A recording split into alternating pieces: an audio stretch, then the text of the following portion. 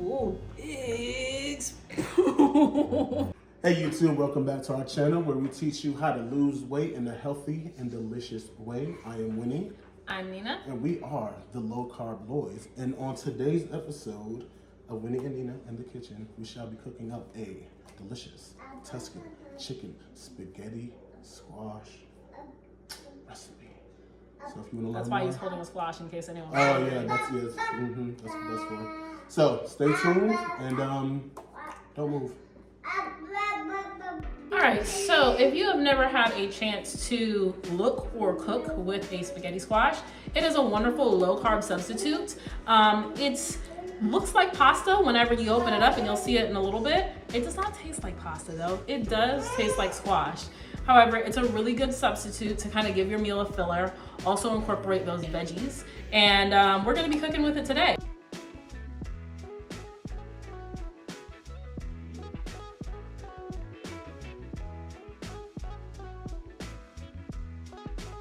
All right, y'all. First things first, we want to go ahead and crack this bad boy open. Jesus Christ, nigga, what do you use to cut it? A regular knife? A knife.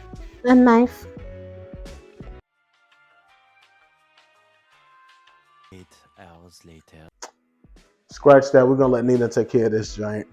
I'm gonna save my muscles for another day. You can peel for another orange if you want to make yourself useful. Not peel another Mom's orange. on the job. Yeah, are they always as hard to cut open? They're not that hard. Shit. The point is, and so this is helpful if you've ever cut a spaghetti squash for the first time. You want to take the pointer. Don't do it by yourself. The inside of the squash is hollow. So you want to really put the tip of your knife in. And then for me, once I get the tip into where I can feel the center, then you bring the knife down. So that way you can get some leverage. So there's a technique to it. It's not about the brute strength. Now go feed our daughter. Yeah, right. I think I could do that part. I'm used to splitting things down the middle. What are Excuse you. splitting down the middle? Oh, ass. There you go. There you go, Hulk. Hulk smash. All right. You're going to want to take all your insides and gook your seeds. You're going to want to pull all of that out. Yep. And then what's going to end up happening when you roast it, even though it looks like a squash now, you're like, where does the spaghetti come from? The spaghetti is not coming from this part. The spaghetti is coming from, once your squash cooks, you'll see that it's going to start shredding, just like spaghetti noodles. So that's where we get the name spaghetti squash. All right, so now that we have successfully cut our squash in half, we want to go ahead and get it ready to roast. So if you cut your squash, what you'll want to do next is either pierce it, or what I like to do is just come through with a knife and just kind of score it some.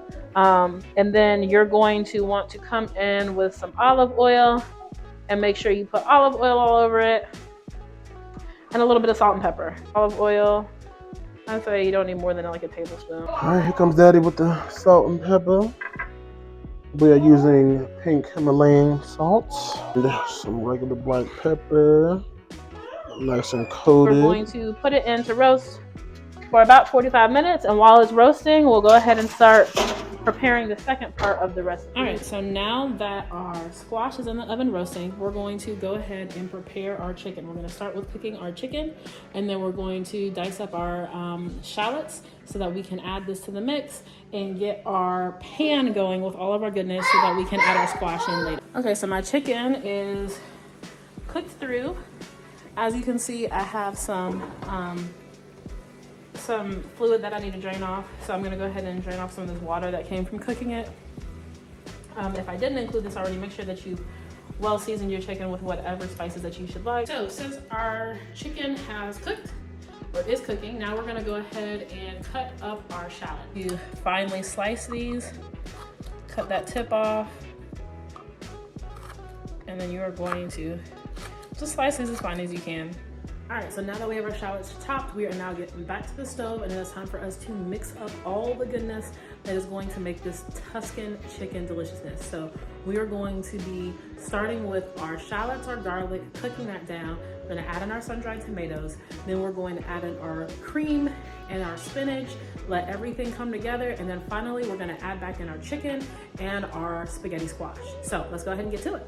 All right, so you can tell that I let my shallots and my garlic cook together. I kind of let them caramelize a little bit so they're all friendly in the pan. So now I'm gonna come in and add my sun-dried tomatoes.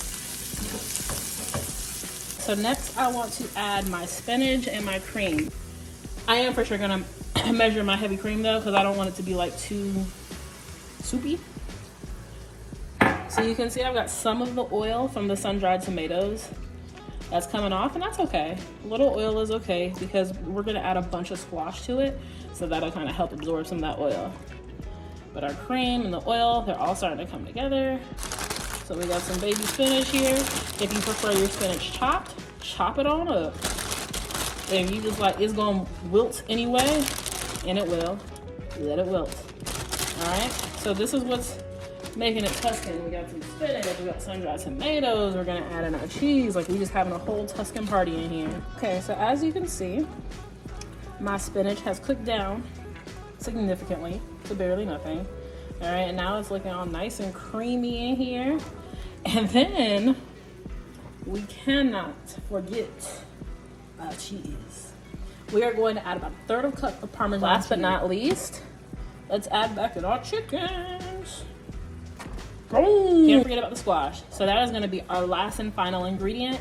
And then once we add our squash in, that will determine what else we need to add. Okay, so we cannot forget about our spaghetti squash that we have roasting for the last 40-ish minutes, right? So let's go ahead and get that out the oven. Let's see how it turned out. All right, so here's my squash.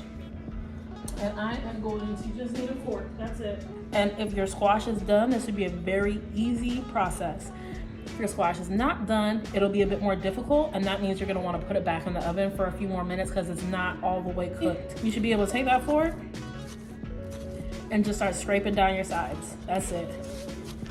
Take your fork and scrape down your sides just like that.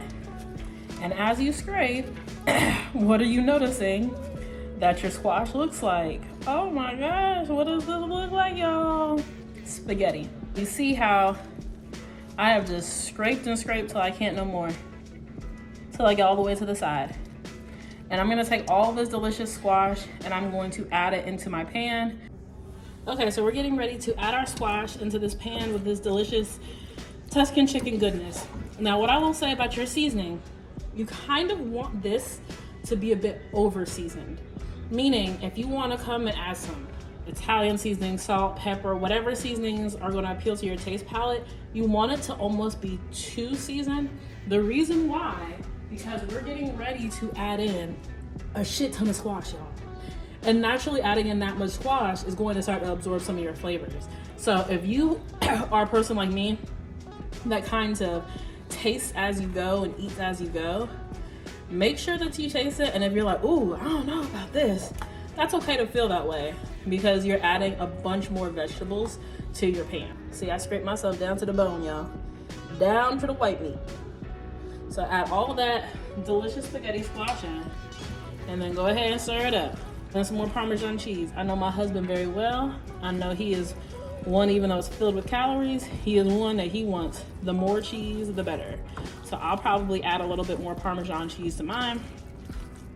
As I'm mixing this up, it looks good, don't get me wrong.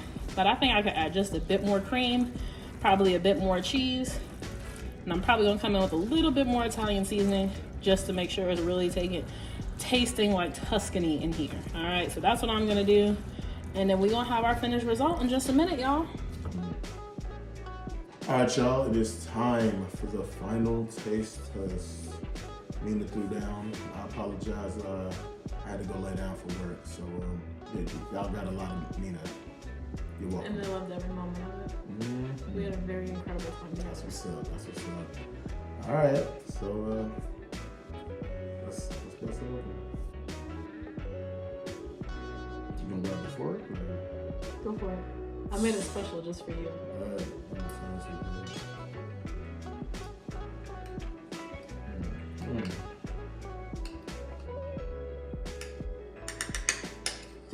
It's too much.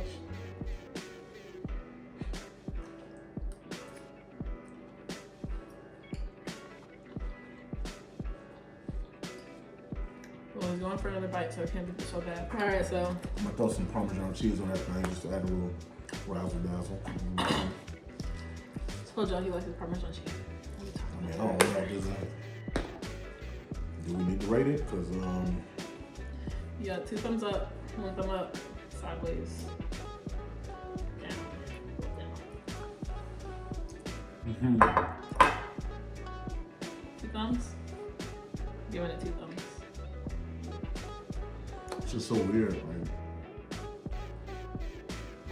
I mean, you could tell that it's not like spaghetti because it's like a little crunch to it. Just like it's a soft crunch. It's weird, but I feel like you serve somebody this show and you're like, you have this Tuscan chicken spaghetti dish. Like, oh yeah, that shit was good. But you didn't cook your spaghetti all the way through. Yeah, yeah.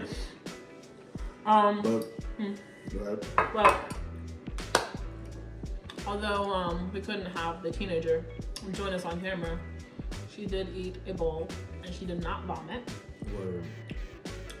We know she's not a huge fan of squash, but she said she liked it. So sounds like probably 1 thumb up from her. Probably.